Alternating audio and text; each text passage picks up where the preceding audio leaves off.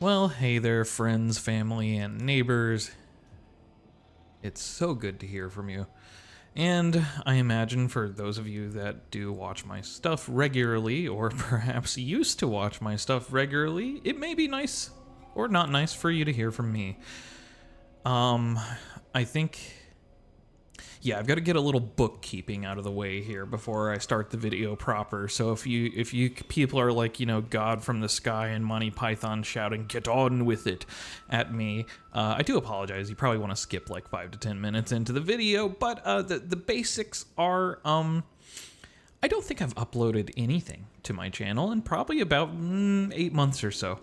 So I have not played this campaign in that amount of time. I was uploading basically in real time with very little backlog, and I don't want to get into too much detail. I've mentioned bits and pieces in videos here and there, but the past year or so of my existence has been challenging, tumultuous, a lot of things happening.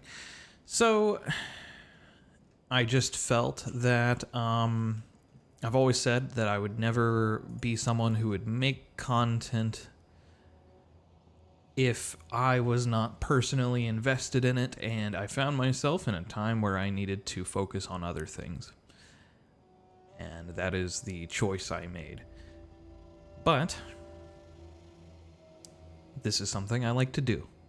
So I'd like to do it now. Thank you very much. So it has been a while, and I barely remember what I was doing or what was going on. I did skim through my last video from this campaign. Let me tell you how disconnected I was. I thought I had not finished my Kushite, my Medui campaign. I actually reloaded my save file from that, and I was like, wait, what's going... Did I... And I had to go find my last video on that, which was like video number 69. Nice. This is on like episode, what, 30? 31? And I know we had a battle around Raga, or perhaps Raga. And I know we're at war with a couple of these factions over here, and they're quite large and fairly intimidating. Or perhaps they used to be. The balance of power definitely puts them at a fair balance here, and the reason I'm thinking that is the only reason I would liberate someone, liberate a town, instead of controlling the entire province, which is infinitely more profitable, infinitely better diplomatically to do that. The only reason I would do a military ally like this, a vassal state, is if I felt so threatened that I didn't feel I could hold the territory myself, and I figured that the territory would be taken by my enemies eventually, even if I have a military ally. This is sort of playing two sides against each other. Honestly, it's a fairly common thing in ancient warfare, and not even just ancient warfare, but you look at Hannibal, invading Italy, and a large part of his strategy was taking those, I think particularly the Greek colony, southern states. There might have been more other states that he was looking at, but these, city-states, essentially, these provinces that were second-class citizens of a sort. There is an appropriate word that describes them in the language that I cannot recall off the top of my head, but they were referred to a specific way. And, his hope was that these states would turn against Rome, in unison. And, thus he would have the resources he needed to topple Rome. He figured that was Rome's center of mass. Rome's center of mass was Rome. So, and not all of the states went against Rome, ultimately. So his plan would have perhaps required even more than what he had to offer. So this episode's going to be largely about getting back into it and figuring out what I have and where I'm sending it and what I'm holding and what I'm doing, and to give myself any chances that I need to perhaps reevaluate my strategies, because I have been playing Total War for the past year. I just haven't been publishing what I've been playing. I've been playing a bunch of little scenario campaigns, and I've been doing little cheaty things, or booting up a campaign and I'm gonna play as Rome, but I'm gonna give the Macedonians $1 billion to do whatever they want so that they're bigger and I can fight them, you know, stuff like that. So this battle was not the best. Instantly, as I look at this army, I say I have too many elephants. I don't need this many. I understand why I did, because they're sick and they're kind of the theme of this faction. But this is a lot. And I also find myself making other questions. For example, why do I have Ashoka here? What is Ashoka doing there? I don't know. I don't remember. I'm sure I had a reason. Are they a governor? Yes, they're a governor. Okay, that explains it. They have the skills to govern the province properly and keep it happy, which is a concern because this is a semi-recent acquisition. Makes perfect and total sense. And of course, you can start recruiting some mercenaries or something if you're in danger of being invaded, although these mercenaries are not. God, that'd be terrible. We're not rich. Our income's okay for having 1, 2, 3, 4 full stacks, about 5 full stacks of military, and still bringing in 5,200 per turn is not terrible. I did find myself very shocked when I loaded the save file because this is turn 114. So I will say for turn 114 that income doesn't feel great, but I guess balanced against 39,000 army upkeep, it's not too bad. I mean, I have some campaigns where I'm in like turn 100, I only have a couple armies running around. And of course you got to keep in mind that a full stack, of course, when I mod the game to be 40 units per stack, I mean, we're actually talking about not like 5 stacks, but like 10 stacks. So this is not a small amount of military. We're rolling quite a bit, but our units, on average are not that expensive. I mean, compare these to like elite hoplites or elite pikemen. 127. This doesn't even come to the cost of like a Skirite from Sparta. I think this is maybe even, that might be less than what than the Helot hoplites are. So these are not too expensive. The armies are cheap overall. Which becomes a problem, actually, when you run the game with 40 units per stack modded. Cheaper armies, I feel like, are kind of disadvantaged, and the reason for that is that you can only bring 41 units into a battlefield, no matter how many armies you have stacked up. I can bring, 2,000 units to a battle, but only 40 of them can be on the field on my side at a time, no matter what I do. It's not like Warhammer where the AI will control one of your armies if you ask for it. I believe you're just stuck with what you have, which means that, if I have an elite army of like 40 units, and if they have an elite army of like 40 units, and I have 3 armies of trash units, so I've like 120 units, they can just grind those down over time, right? I guess I could let a whole army rout and then have that whole army come in, but that doesn't work in every situation, right? So I feel that puts me at a disadvantage, especially for something like a siege. I'm just gonna lose units. Period. And I don't know how to solve for that. I think we get more elite units, of course, as we go. And I think I just am not using them because I don't have the population and the income, But we've definitely been working on Impera. I barely remember doing that, but it appears that we have been very careful about our population. This is starting to get to the point where we have enough second-class Vaishas. God, I'm sorry if I'm butchering the words. 786 extra per turn. I'd be recruiting maybe 1,000 per turn. I should also mention that I probably modded the game in some way since I last recorded a video. So I don't know what I've changed. I may have turned off desert attrition. Was that on when I started this campaign? Did I turn it off during the campaign already? I think I did. But I'm not trying to be like cheaty or anything. I just mess with the game as I play it. I think I increased the recruitment capacity. I'm pretty sure I did that, probably. Oh wait, let me not, just in case. Oh, I'm already recruiting. Oh. Ooh. Ooh, this is a solid army. Why is it down here? What am I doing with an army with 4 elite elephants? Who's leading this? A governor. Why? I'm guessing, it's been a long time, but I'm guessing that I was intending to bring this army up to the front lines and trade it out. Do sort of a reshuffle. Or perhaps I can take this army to go help with Harmozia. That's probably it. There aren't any pirates, are there? Oh. Oh. I see.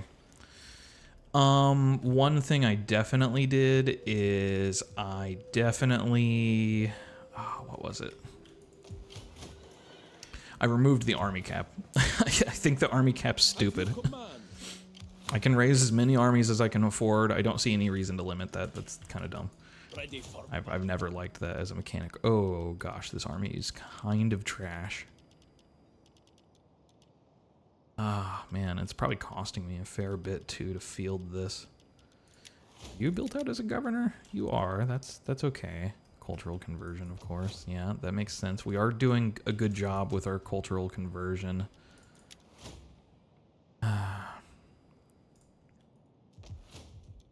Okay. And we have plenty of investment we still need to do. Yeesh. I know this guy here is sort of a defensive, trying to defend this northern section, but also try to stay available to defend the city of Hekatompilos. And I don't quite know yet where the enemy armies are in this area. There's a full stack almost right here. Don't know what they have. Okay. Let's start looking at our lists. So we have a spy up here. That's fine. We have a spy over here. I do want to keep an eye on that army, but I need to start figuring out what's in these 2 cities too, because there's a threat to Riga, and from there a threat to Hekatompilos. But we kind of need to learn what's there. Let's spy to see if we can spot them. Oh, nice. Good RNG roll to be able to see this army here. 26 units. Not a huge threat. What kind of pop do we have here? Nothing. That's right, because it's a recent acquisition. Gosh, it's pretty bad. Yeah, most of our warrior population is actually in Susia. Okay. It is what it is. It's not the most convenient. We're gonna have to probably move Bindusara, our leader, up to Sajakarta to replenish. There should be enough population there to do that. And from there, I'm not sure. That means that that's covered. So, and I'm moving an army here to basically, in my mind, this is to eliminate the threat from the north to Sajakarta. And I'm most likely going to liberate these 2 cities as well into 2 different military ally factions. Unfortunately, they may attack each other. You know, they do that kind of stuff all the time. Liberating kind of sucks. And I don't think they really become, I don't think they become like vassals unless I like actually subjugate a faction. So I'm pretty sure it's not going to be pretty. Doubt these guys will consider peace. Oh, they will consider peace. If it is alms you want, talk to my major domo. So they may be aware of this army. I mean, it's reaching next turn. I'm not inclined to peace, I think. Be what? Not yet, and probably once I take these 2 towns, they probably won't be inclined to peace either. But you know, I just want to break up this province and eliminate some of the threats to my cities. We've kind of got this split going, right? We've split out. We've conquered the eastern side up to where we get up here. And then from there, you know, we just got this kind of, we got these nomadic factions. Like the Gedai. The Thisei Gedai. They don't love me. The gods will have me listen. So eventually we'll probably have war with them someday, but hopefully not anytime soon. 15 minutes into the video and I've basically done nothing. But how we'll start, I think. What's our supply like? Oh, it's really bad. It's really, really bad. Oh no, this city is like worthless to me right now. I can't use it for anything at all. Oof. Okay. And how bad is this one? It's not bad. So I'll still send you to Sajarkarta to deal with replenishment. Let's see what else. This guy's just getting his final levels, so whatever, get everything. It's kind of a nice mechanic. You just get everything on the final level. I'm kind of inclined to just delete this army. What are you? Another governor. I could probably spare a governor somewhere else.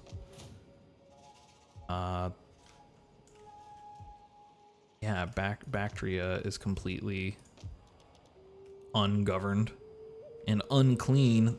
Filthy, filthy. Same with Artacoana, the province of Haraiva? Haraiva? Don't know. Yeah, so we could really use governor somewhere else. Do I care enough to keep this force at all? How much am I even saving deleting these? Like, I don't know, 700 ballpark, maybe 800 ballpark, 1200, and then like 1700 a turn. That's not insignificant.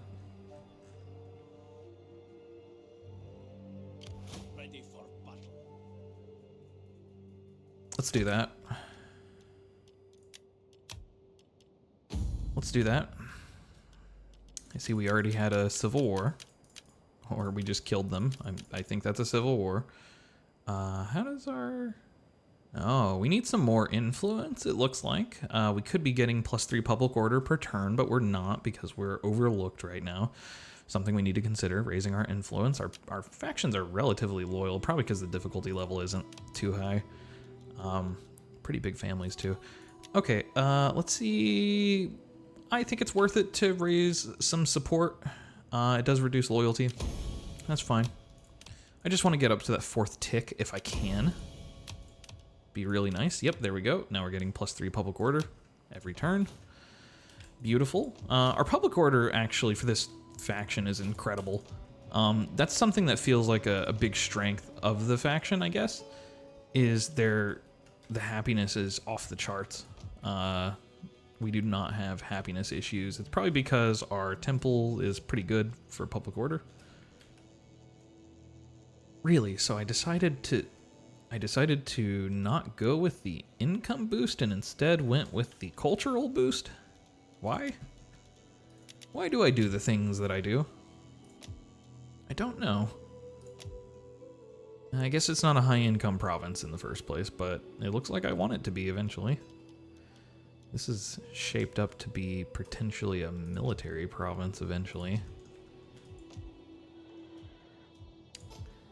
I don't know if I see this actually being a military province ever.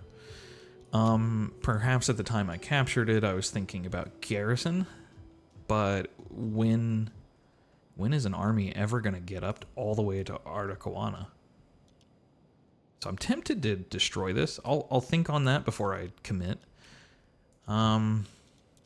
So really I would just want to focus on upgrades to settlements that are already bringing in lots of money. Parthava really is my nest egg, and that's probably why I probably should have kept that army up here, but oh well. So I'm going to upgrade both of these. That's going to give me an additional like 3% to all sources of wealth and an additional 5% to wealth. I mean, you look at like 8% of this, you know, we're going to get a couple thousand extra a turn just from this. So beautiful, beautiful. That'll help. This settlement is crazy, crazy profitable. 21% of it is slavery. That's unfortunate. Just big subsistence. Huge subsistence from Hecatompilos. Is that normal for a tier 3 settlement? This is a tier 3 settlement. Okay. Okay, it's normal, I guess. I don't know. I don't look at the stats every time I play the games, you know? Yeah. So a four settlement province is always better because it just has more income potential, period. Oh, and we have edicts to issue too? Wow. Let's issue a couple edicts. What is Bactria good for? Is Bactria even worth an edict? Okay, so I have tax rate here. Tax rate here, that makes sense. We have, oh, political loyalty here. Which family controls this? It's Bactria, so it is the purple guys, which would be me. That isn't right. No, it's not Bactria. It's Marv. So Hariva. Hariva is controlled by Taxilian, which is, or Taxilon. They seem loyal enough. I guess once promoted characters goes away, some of the political action goes away. I guess. I guess it's not hurting anything. Hariva doesn't make me much money anyways. Neither does Transoxania or this place. I'm not even going to try to pronounce this place. So it's like really, where do I even want these edicts? I guess it's fine. Does the Russian court control anything? I didn't. Yeah, they do. They're blue. Okay, so that's them. Well, you're not getting. I'm not applying loyalty to my most profitable province. Not at all. Not gonna happen. I'm sorry. I guess I'll leave that as is then.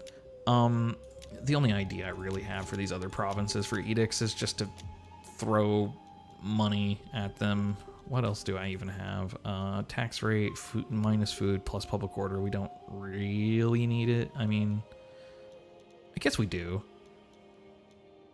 Yeah, okay. Recruitment capacity we don't need right now. Yeah, do bread and games here so we can get this happiness up faster. That does result in more tax rate. I think it might result in more population growth. I know it does. And I think it'll be good. It'll be good. Don't worry about it. And for Transoxania, same thing. Yeah, same thing. Okay. So yeah, there you go. There's a couple edicts done. And do we have any moves left at all this turn? So we have you. You can't do much. Really waiting on you. How am I going to handle this? I think my intent is to essentially finish this army in range of Aurea. Someone help me pronounce this, please. There's too many vowels, guys. It's one consonant and like 4 vowels. But anywho, I think I'm gonna have him finish in range of the city so that it doesn't get sieged by naval, and then I'll have these 2 armies flip because Pura doesn't need to be protected once this army underneath Samprati Maurya has moved over to attack Harmozia. He'll cover Pura by just taking Harmozia, so that should be fine. And then from there, we'll probably move up to Parsa, and, we'll just continue this split along this line, starting to extend to the northwest eventually. And if I can, make friends or make people not attack me up north, that would be preferred. I would rather, move west through Turkey into Greece into Italy than, continue going north into these nomadic areas or continue going south into, God forbid, into this freaking desert down here in Arabia Magna again. You guys remember that from the Medawi campaign? It was painful. I'm never conquering that region again, which I find to be historically authentic and hilarious. discouraged in exactly the same way. This is a rather good army just sitting here doing nothing. Is this a general? This is a general. Why is he here? A general that I'm buffing with a champion, no less. I'm pretty sure I was using this guy for a while as a real general. Ready for orders. So he's here to stabilize the region. Okay. Yeah, so we... What am I doing? Why? I think I got really tired of... Yeah, I was just like, okay, just culture. Give me culture. That's hilarious. This is a lot of temples. Okay, so he's here to stabilize this, but he's not a good fit to stabilize this. We shouldn't be wasting him here. This is bad. This is bad. We need literally anyone else. Leave, even if it means rebellion. We can deal with that when we get there. I might have been... That seems to be an army limit. I thought I removed that. Whatever. Don't care. 10 is enough for now. If I have to, I can go edit it further. We have a tier 4 army we could reinstate. What? Oh my god. What am I doing with my life? This is a tier 1 army. I didn't even reinstate it. Jeez. Okay. Let's think about this for a minute. You're from the Taxilin families. So I need to also reinstate legacy here. Let's bring in another guy from our family, another rank 1-er. I could also bring in someone else from the Sarashtan court. He already has some levels. This isn't the guy I just removed, right? Dude, right? Yeah, he's a governor. Okay, then I don't want him doing this. We're starting to figure it out. I do play the game a little bit differently than I used to. A lot of the same concepts are still there. Let me double check that I did this correctly. Yes, that's from my faction. Fire and steel is fine. Do I want him on an elephant? No. No, I don't. Elephants are expensive by a lot, and they're also not safe. Cavalry is probably the best. It's going to be a little weird, but it's not too expensive, and I don't like having my generals as infantry usually, because if they are infantry, they can be shot down. They can't retreat to not get shot to death. Anyways, and also if you're not a phalanx, like a pikeman unit or a hoplite unit, and your general's infantry, he will fight at the front of that unit and he will die very quickly. In some cases, like he'll take a cavalry charge and just die.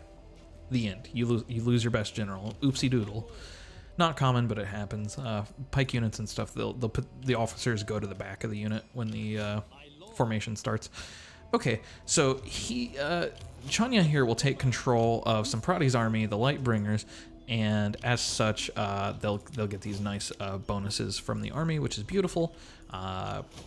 Esarhaddon is moving down. I guess I will have him go to Susia, which has some warrior population here, and we can do some recruiting there, flesh out this army, run out of money, go broke.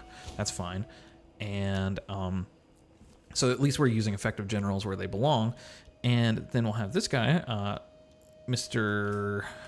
Srutasravas. Goodness. Sorry. We'll have him here, which he's really an economic governor at the moment, but I mean, yeah, he's not really boosting public order directly. But his ancillaries are, his household is, so that's good. Is there anything better than... No, not really. No better ancillaries for him. He's definitely going to need some soldiers, a non-zero number of soldiers. Just for the sheer fact that we need to boost the happiness a little bit here. Not really for defensive purposes. Probably 8 will be enough, especially once some of these tier 2 temples finish. People will be much happier. I think I'm canceling.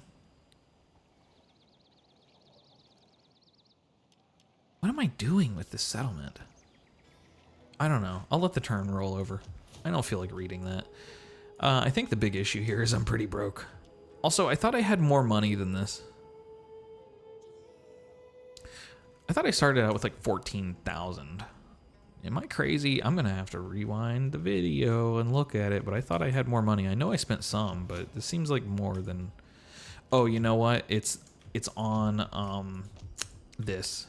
This is what really cost me. How much does this actually cost? 4,300 a piece when I only had like 14,000. Ouch. Being poor, it's so fun. Okay. So I think that sets us pretty straight. I mean, let me look at my lists again. Do I have like anything kicking around here that I've just forgotten about? Are all my dignitaries doing their jobs? They are. Several garrisons. Yeah, this is a pretty decent army. Not bad at all. Getting those decent archers pretty much everywhere. Getting okay spearmen, getting okay swordsmen. I wonder if this is how I would have built this army, you know, today. Probably not. I wonder how appropriate this army truly is against Atropatkin. Not bad. I mean, realistically, Atropatkin has a lot of armor piercing in here, and we don't have a lot of armor, so their armor piercing isn't doing anything for them. You know, 10 melee attack defense, plus a metric fuck ton of armor piercing. I mean, you look at this guy has 12, and 15 armor, so he outscales that axeman pretty fairly. Although these do have 30 armor, which is no joke at all. So I think on balance there, these don't have 0 AP damage either. They have 7.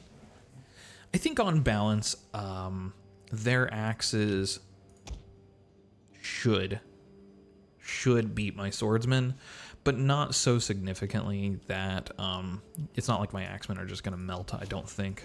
They will start dying fairly fast after a bit. But anyways, folks, let's end at least one turn before the end of this video. I don't know if I might title this like the one turn video, because it really is. I mean, it's not the only one, but usually turns aren't that long when you're just doing campaign map, right? Well, it is what it is. I'm coming back after 8 months, and I'd say to have picked up all of this over the course of like 30 minutes, it could have been worse, right?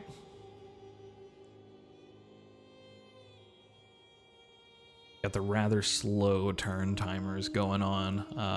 You know, post that 100 turn mark or so, it becomes rather slow. Oh, they're moving up 2 full stacks to Parsa. Was that what I just saw? I think so. Can't see too well. I'm gonna have to start cutting out the intern. That's a long wait, guys. So did I see that crowd? Ooh. That's scary. That's real scary. Look, they've got another army starting up in Harmozia. Oof, dude. I think these 4 horsemen... I mean, do I want 4 horsemen? I'm trying to do sieges. I almost feel like I'd prefer more archers. Like 4 more archers. I know that's crazy. It's either that or more infantry. We have 18 infantry, and we have, you know, how many? 1, 2, 3, 4, 5, 6, 7, 8. 6 javelins, 8 archers, 6 javelins. 4 elephants is more than enough elephants, but I don't feel like we need cavalry.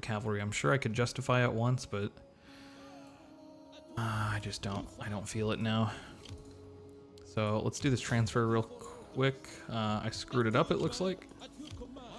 think I just sent the wrong general down just now.